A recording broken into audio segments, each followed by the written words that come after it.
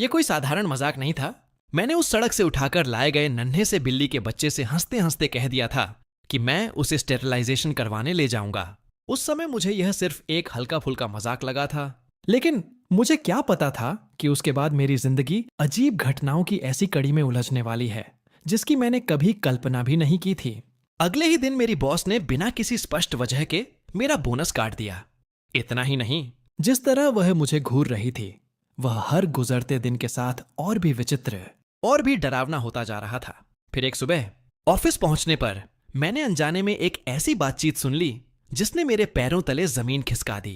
किसी हत्यारे को हायर करो, टारगेट वही बेवकूफ कर्मचारी है। ये शब्द सुनते ही मेरे पूरे शरीर में सिहरन दौड़ गई।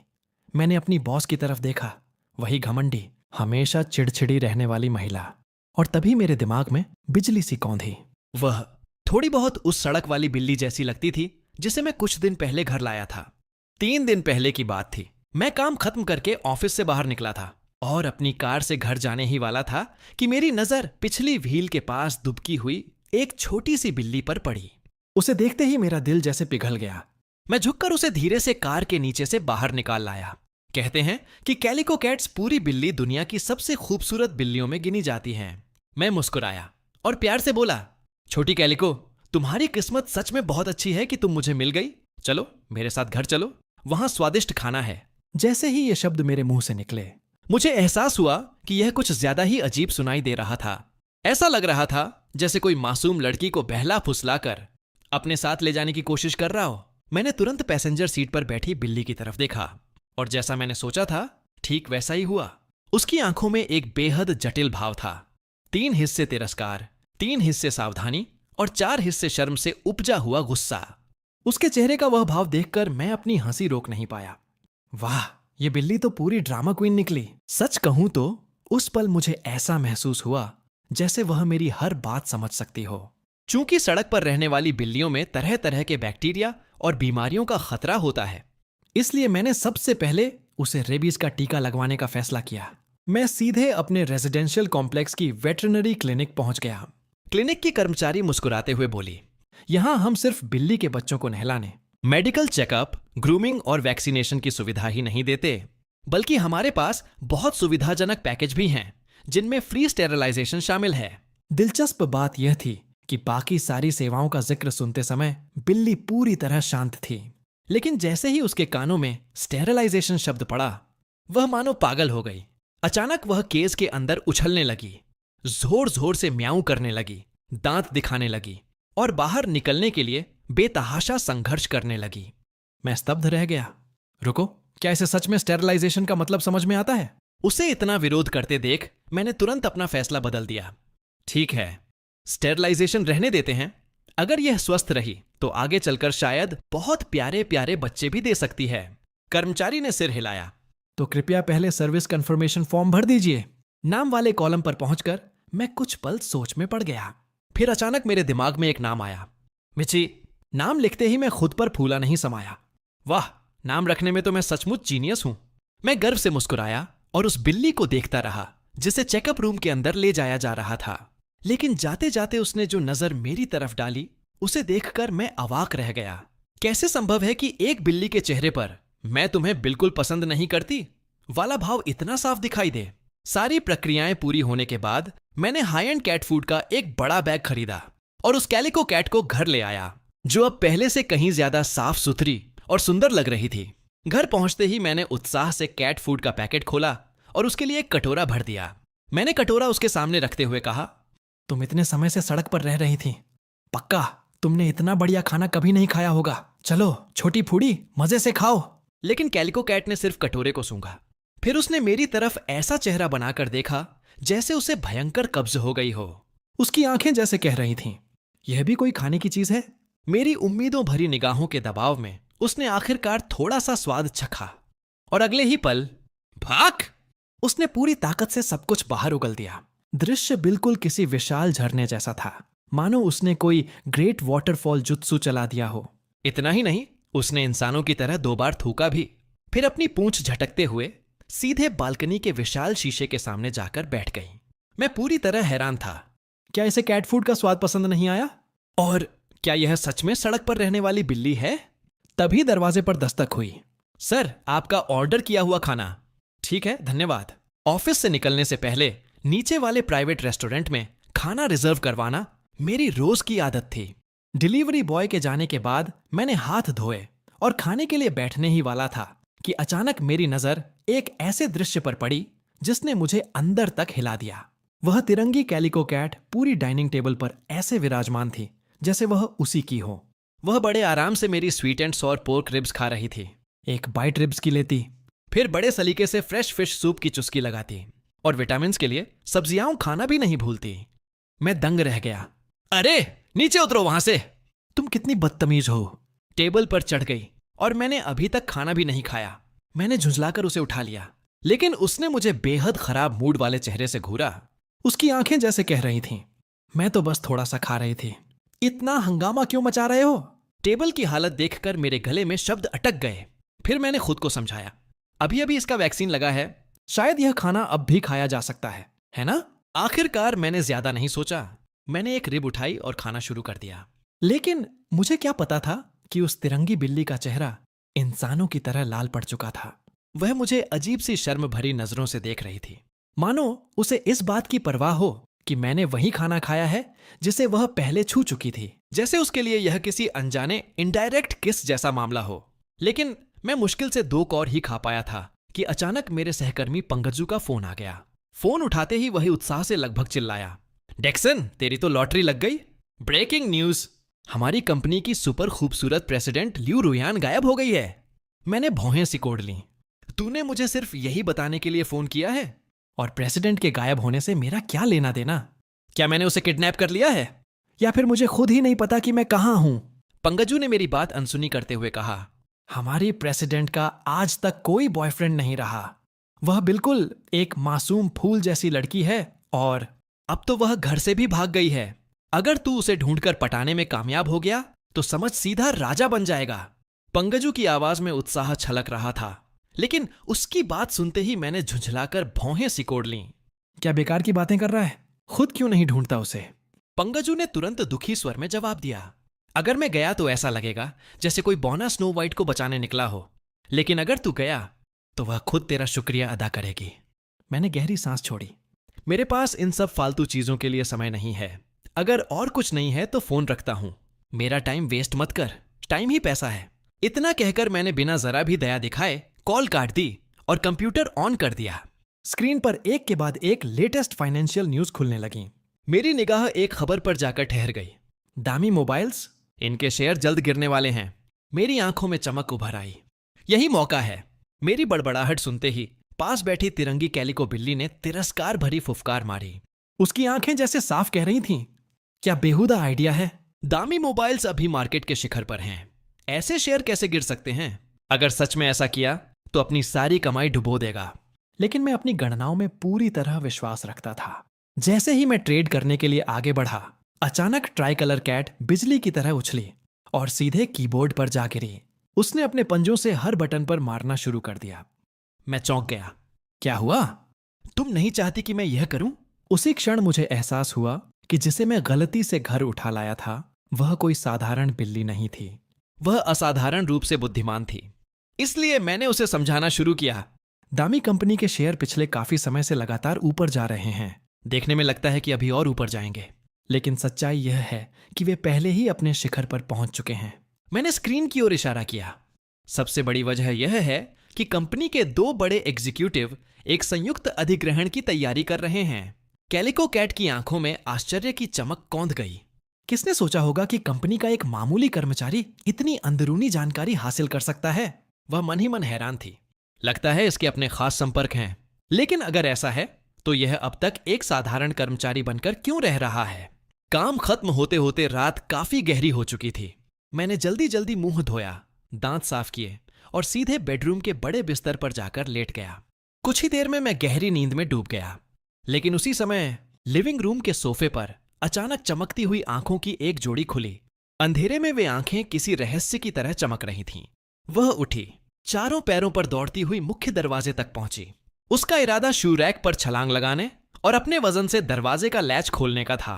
लेकिन जैसे ही ट्राई कलर कैट ने छलांग लगाने की कोशिश की, एक हल्की सफेद रोशनी उसके शरीर के चारों ओर फैल गई।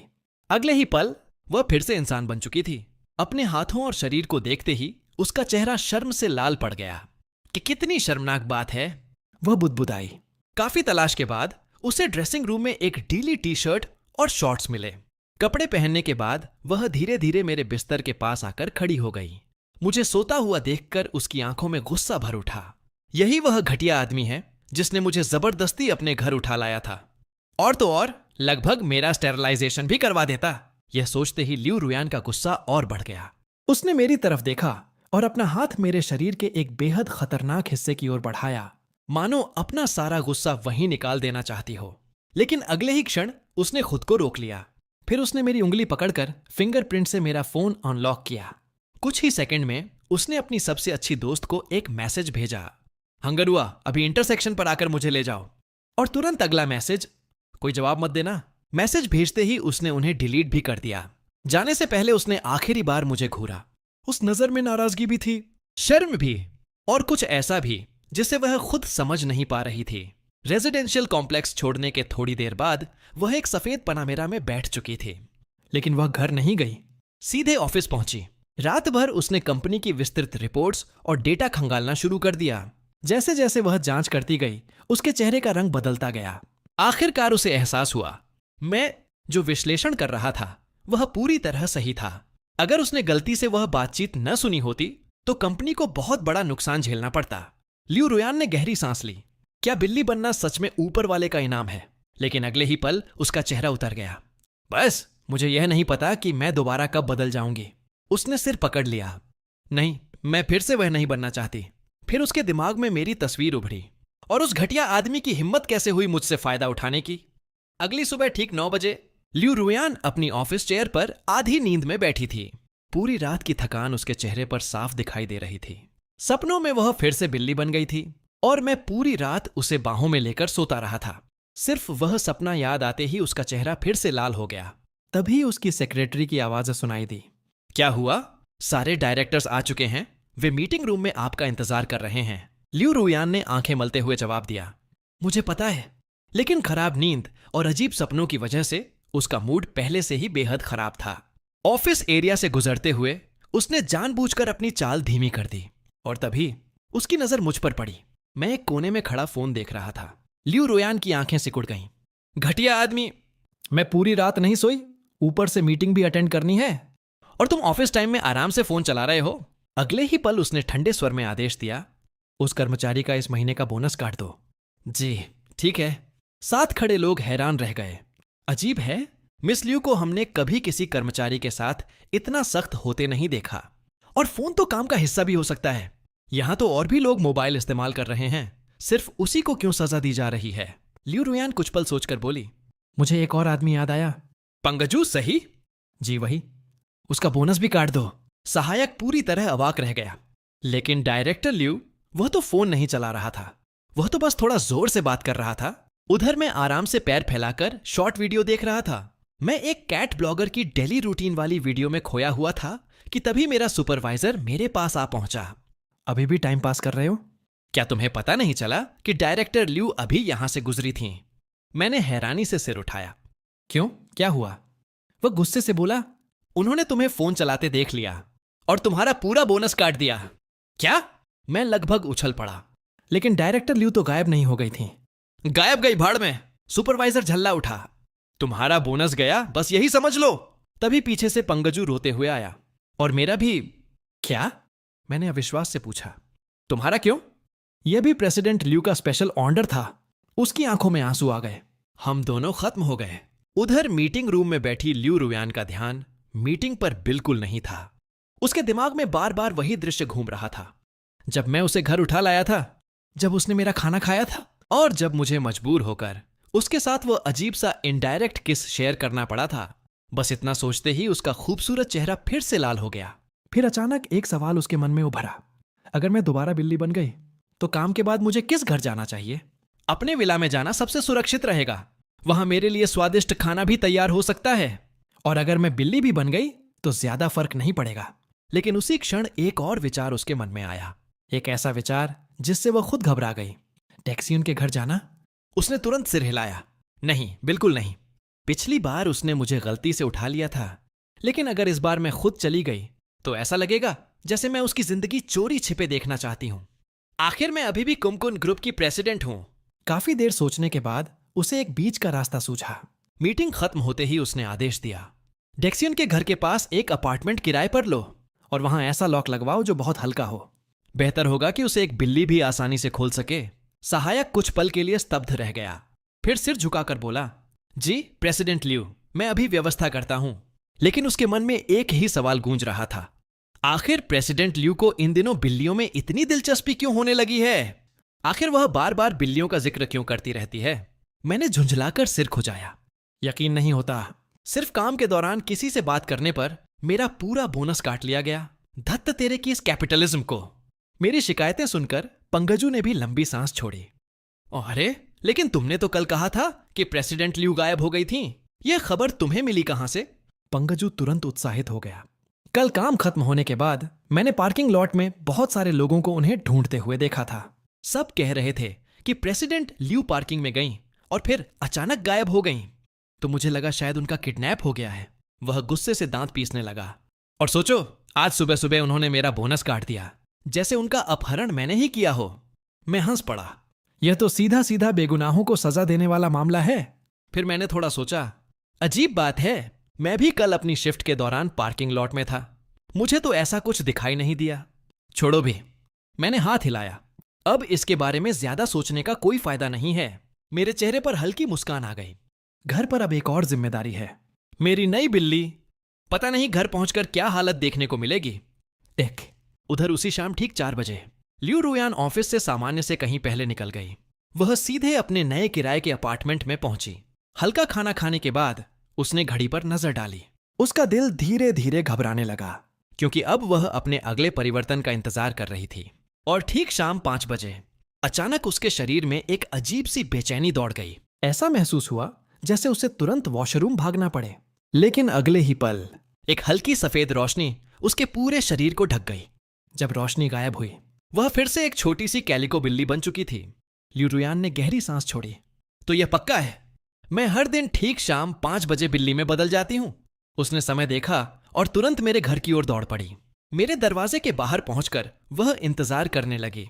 अभी अभी खाना खाने की वजह से उसे हल्की नींद आने लगी थी। जैसे ही वह आराम से लेटने वाली थी, उसने अचानक अपने छोटे छोटे पंजे सीधा कर लिए। नहीं, मैं किसी साधारण बिल्ली की तरह गोल होकर किसी का इंतजार नहीं कर सकती। क्या मैं सच में किसी की पालतू बन जाऊंगी? बिल्कुल नहीं। उसकी आंखों में गर्व चमक उठा। वह मेरा सबॉर्डिनेट है, मैं उसकी बॉस हूं। इसलिए उसने फैसला किया कि वह किसी मालिक की तरह सीधी खड़ी होकर अपने सर्वेंट का इंतजार करेगी। लेकिन 1 मिनट, 10 मिनट, 1 घंटा, 2 घंटे, 2.5 घंटे गुजर गए और वह अब भी वहीं खड़ी थी। देख, जब मैं अपने फ्लोर के कॉरिडोर में पहुंचा तो दूर से ही दरवाजे के सामने खड़ी मीची दिखाई दे गई। उसे देखकर मैं हंस पड़ा।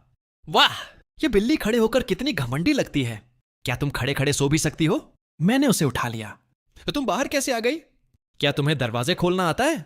मेरी किटी कितनी अमेजिंग है। लियू रुयान के भीतर आग लग गई। क्या कोई अपनी प्रेसिडेंट से ऐसे बात करता है? और यह मीची क्या नाम हुआ? इतना भी ओरिजिनल नहीं है। ऐसा लग रहा है जैसे गांव के हर कुत्ते का नाम टोबी रख दिया हो। लेकिन गुस्से के बावजूद वह कुछ कर नहीं सकती थी, क्योंकि इस समय वह सिर्फ एक छोटी सी बिल्ली थी। दरवाजा खुलते ही मैंने उसे अंदर रख दिया। घर आ गई मिची? लियू रुयान ने तुरंत मन ही मन विरोध किया। यह मेरा घर नहीं है, मैं सिर्फ जानकारी इकट्ठा करने आई हूं और साथ में अपने कर्मचारी की गुणवत्ता जांचने भी। अगर तुम्हारा प्रदर्शन अच्छा रहा तो शायद तुम्हें प्रमोट करने पर विचार करूं, लेकिन इस जगह को मैं कभी अपना घर नहीं मानूंगी। देख, घर में दाखिल होते ही मैंने सबसे पहले खिड़कियां खोल दी। ठंडी हवा पूरे कमरे में फैल गई। फिर मैं उसके सामने बैठ गया। चलो अब पूछताछ करते हैं। कल कहां गई थी? बाहर कैसे निकली? और मेरे कपड़ों को ऐसे क्यों देख रही हो? लियू रुयान तुरंत मासूम चेहरा बनाकर बैठ गई। मैं तो बस एक बेचारी छोटी सी बिल्ली हूं। उसका उदास चेहरा देखकर मेरा दिल पिघल गया। मैं खुद को रोक नहीं पाया और धीरे से उसके सिर पर हाथ फेर दिया। लेकिन अगले ही पल लियू रुयान ने मुझे ऐसी नजर से घूरा कि कोई भी डर जाए। मुझे मत छुओ, बिल्कुल मत छुओ। मैं मुस्कुरा दिया। समझ गया, नई बिल्लियां शुरुआत में टच पसंद नहीं करती। यह बिल्कुल नॉर्मल है। लेकिन समझने का मतलब यह नहीं था कि मैं मान भी जाऊं। मैंने तुरंत उसे गोद में उठा लिया। और उसके बालों को उल्टी दिशा में सहलाने लगा।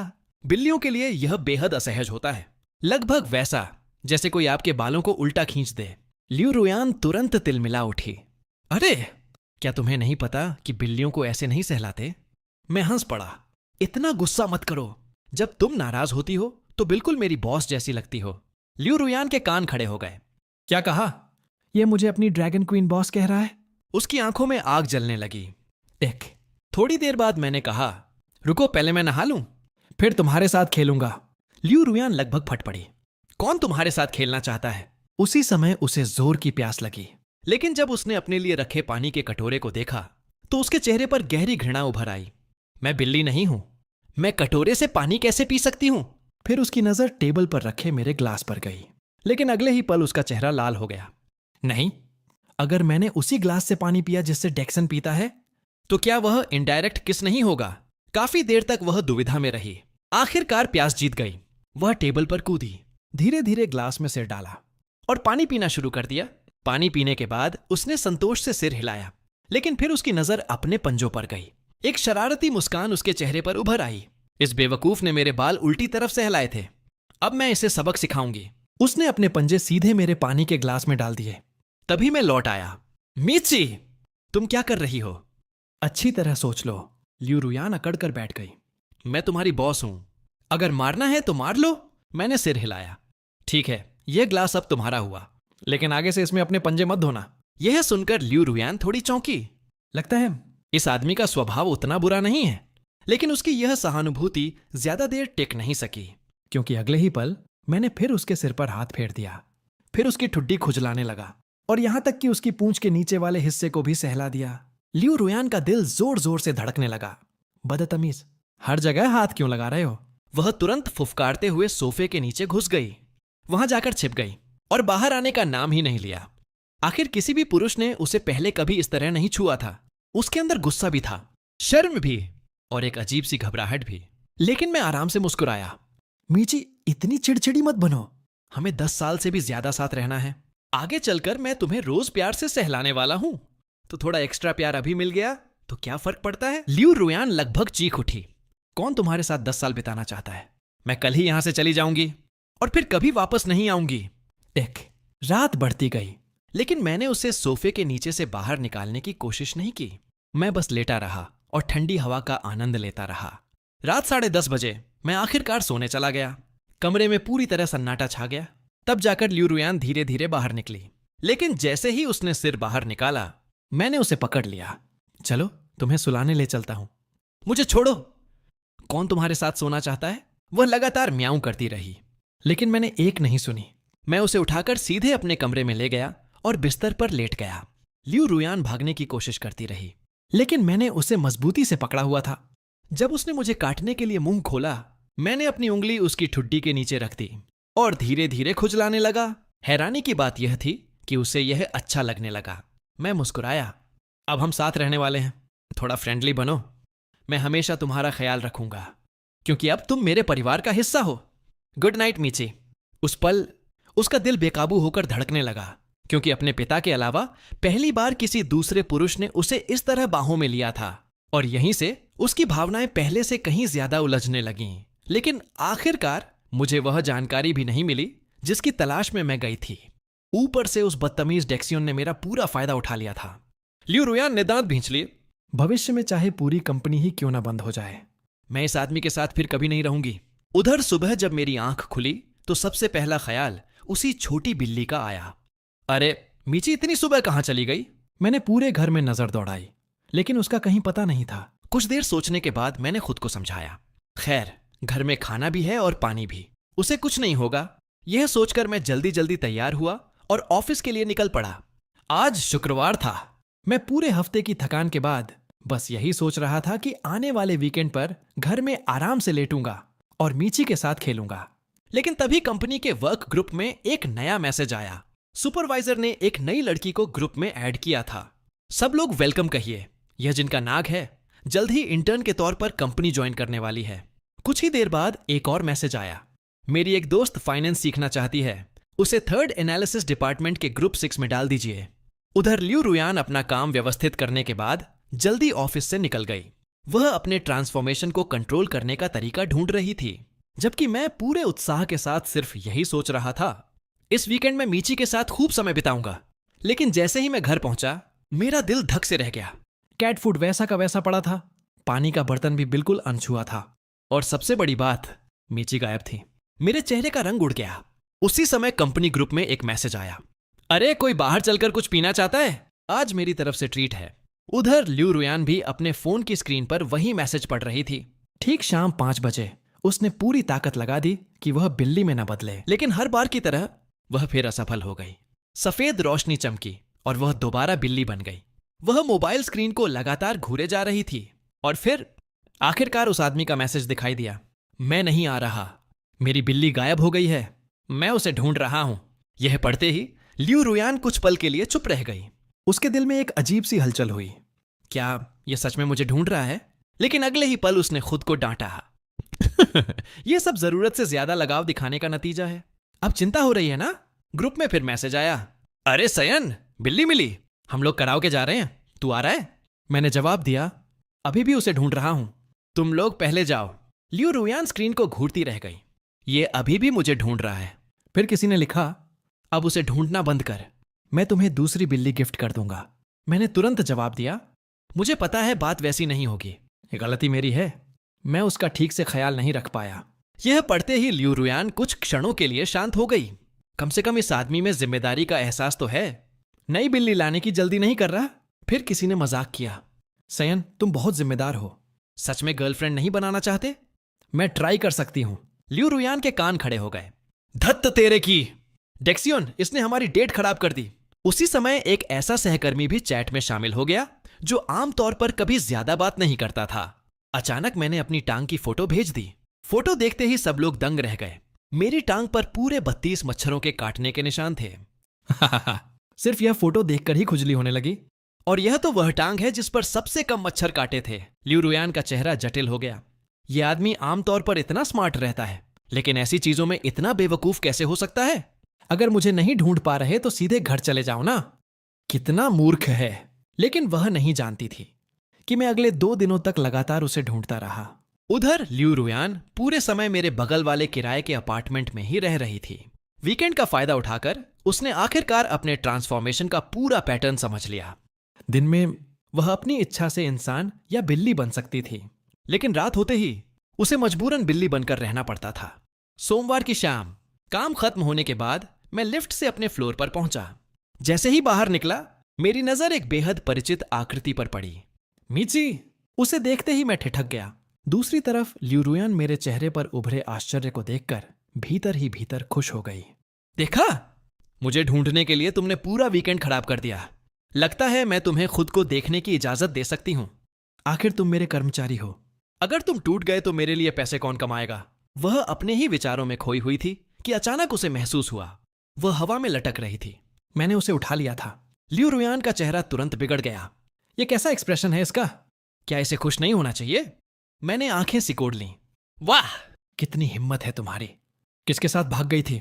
ल्यू रुयान ने मासूम चेहरा बनाया। मैं तो बस एक छोटी सी किटी हूं। मुझे समझ नहीं आ रहा तुम क्या कह रहे हो। मैंने आह भरी। मच्छर बिल्लियों को भी काट सकते हैं। अफसोस की बात है कि उनके शरीर पर ज्यादा असर नहीं होता, लेकिन उनकी नाक तो खुली रहती है। क्या ख्याल है अगर मैं एक मच्छर पकड़कर तुम्हारी नाक पर छोड़ दूं? ल्यू रुयान का पूरा शरीर सिहर गया। इसके दिमाग में ऐसे आइडिया आते कहां से हैं? और मैं सोच रही थी कि यह अच्छा इंसान है। यह आदमी तो पूरा का पूरा शैतान है। फिर मैंने उसकी आंखों में देखते हुए कहा, बेवकूफ बिल्ली, मैं तुम्हें सच में चोट नहीं पहुंचाऊंगा। अगर तुम्हें कुछ हो गया तो अच्छा नहीं लगेगा। यह सुनते ही उसका दिल थोड़ा नरम पड़ गया। कम से कम इसके अंदर थोड़ी इंसानियत तो है। लेकिन उसका यह सुकून आधे सेकंड भी नहीं टिक पाया। अगले ही पल मैंने उसे अपने पेट पर रख लिया। ल्यू रुयान बुरी तरह तड़प उठी। उसका दिल अचानक तेजी से धड़कने लगा। तुम्हें किसने परमिशन दी मुझे ऐसे छूने की? उसने पलटकर मुझे काटने की कोशिश की, लेकिन मैं पहले ही बच गया। मौका मिलते ही वह बिजली की तरह भागी और सीधे सोफे के नीचे घुस गई। उफ, शायद वापस आना सच में गलती थी। बिल्लियां और कुत्ते कभी साथ नहीं रह सकते। मैंने ज्यादा ध्यान नहीं दिया। कुछ देर बाद बाहर गया और 2 डिब्बे दूध तथा एक फीडिंग बोतल खरीद लाया। सोफे के नीचे छिपी ल्यू रुयान चोरी चोरी मुझे देख रही थी। जब मैंने दूध गर्म करके बोतल में भरा तो अचानक उसे कुछ समझ आया। रुको, क्या यह मुझे दूध पिलाने वाला है? अगर मैं बाहर निकलूं तो यह फिर सिर सहलाना शुरू कर देगा। कभी नहीं, चाहे यह घुटनों पर बैठकर मिन्नत करे, मैं बाहर नहीं आऊंगी। फिर उसने देखा कि मैं बोतल लेकर बाथरूम की तरफ जा रहा हूं। ओह, समझ गई, यह जरूर मुझे बाहर निकालने का जाल बिछा रहा है। मैं इसकी चाल में नहीं फंसूंगी। लेकिन थोड़ी देर बाद मैं सचमुच वापस आ गया। आओ खाना खाओ। कुछ ही मिनटों बाद ल्यू रुयान हार गई और आखिरकार मेरे हाथों से पूरी बोतल का दूध पी गई। मैं संतोष से मुस्कुराया। अच्छी लड़की, अच्छे से पियो ताकि मजबूत बनो।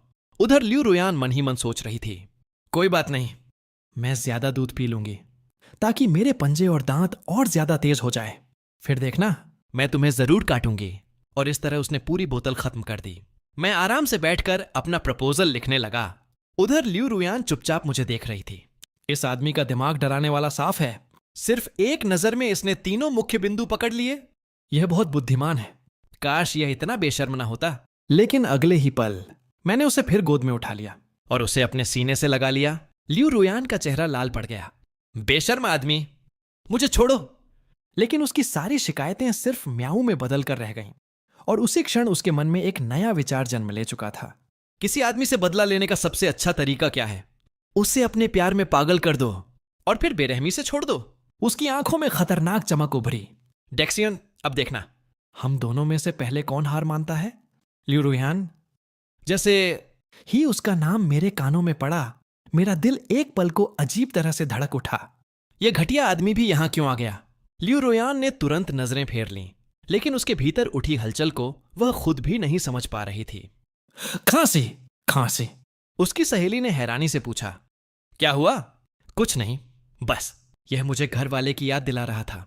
सब लोग अपनी अपनी सीट पर बैठ जाइए, मीटिंग अभी शुरू होने वाली है। सबसे पहले हमारे आउटस्टैंडिंग एम्प्लॉय स्टेज पर आकर अपना अनुभव साझा करेंगे। ल्यू रुयान ने गहरी सांस ली, लेकिन उसके दिमाग में मीटिंग नहीं चल रही थी। बार बार वही यादें लौट रही थीं। तुम्हारा मेरे पास सोना कितना अच्छा लगता है। अरे घटिया आदमी, हाथ कहां लगा रहे हो? उसने तुरंत अपना सिर झटक दिया। यह आदमी दिखने में इतना हैंडसम क्यों है? नहीं, इसे दिमाग से निकालो, अभी के अभी सोचना बंद करो। उधर उसकी सहेली ने उसे गौर से देखा और धीरे से बोली, इस प्रेसिडेंट ल्यू, सिर्फ 20 मिनट की मीटिंग में आपने कोने में बैठे उस कर्मचारी को 15 बार देखा है। ल्यू रुयान लगभग उछल पड़ी। इम्पॉसिबल। बस उसका चेहरा थोड़ा जाना पहचाना लगा। मैं किसी और को समझ बैठी थी। उसकी सहेली मुस्कुराई। ओह, तो मुझे लगा था कि आपको उसमें इंटरेस्ट है। क्या बकवास कर रही हो? ल्यू रुयान का चेहरा लाल हो गया। मैं उसमें इंटरेस्टेड कैसे हो सकती हूं? तुम्हारे पास कोई काम नहीं है क्या? है तो सही, तो फिर काम करो। सहेली ने होंठ दबाकर हंसी रोकी। लेकिन जब आपने ल्यूडाई को देखा तो आपका दिल तेज धड़कने लगा था ना? हाँ, देखा था, लेकिन वो तो बस फोन चला रहा था और कोई अजीब सी रिपोर्ट सुन रहा था। मेरी परफेक्ट कपल फैंटेसी टूट गई। अगर तुम्हारा सपना टूट गया है तो अच्छी बात है।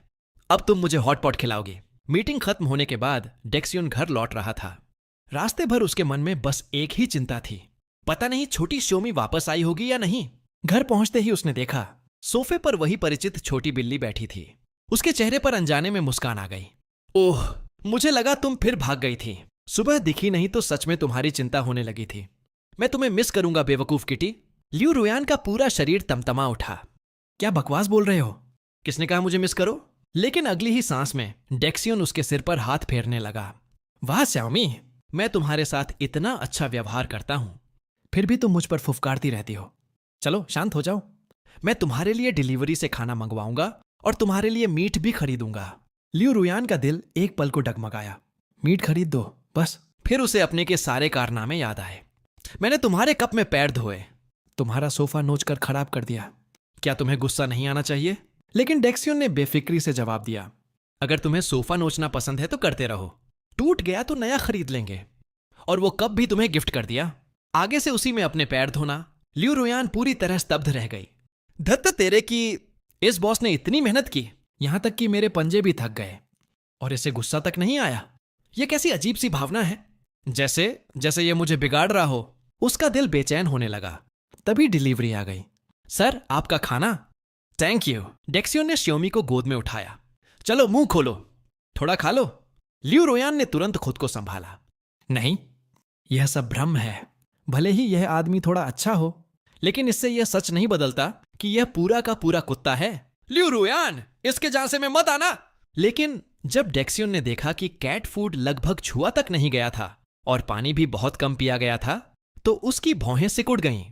क्या तुम्हारी तबीयत खराब है? कल तुम्हें वेट के पास लेकर जाऊंगा। ल्यू रुयान तुरंत घबरा गई। नहीं, कल देखा जाएगा। उधर डेक्सियन जम्हाई लेते हुए बोला, मैं थोड़ी झपकी ले लेता हूं ताकि सुबह 5 बजे फिर नींद न खुल जाए। कुछ ही देर बाद वह सोफे पर गहरी नींद में सो गया। ल्यू रुयान धीरे धीरे उसके पास आई। उसने उसे देखा और उसका चेहरा अनजाने में नरम पड़ गया। कितना आरामदायक लग रहा है। काश सब हमेशा ऐसा ही रह सकता। लेकिन अगले ही पल उसने खुद को डांटा। इम्पॉसिबल! कल रात इसने मुझे गोद में उठा लिया था और मुझे पता तक नहीं चला। सब इस आदमी की गलती है। हर समय हाथ लगाता रहता है। धीरे धीरे उसकी नजर डेक्सियन के सीने पर गई। वह तकिए जैसा मुलायम लग रहा था। ल्यू रुयान का चेहरा लाल हो गया। अगर सच में मुझे कैस्ट्रेट कर दिया गया तो?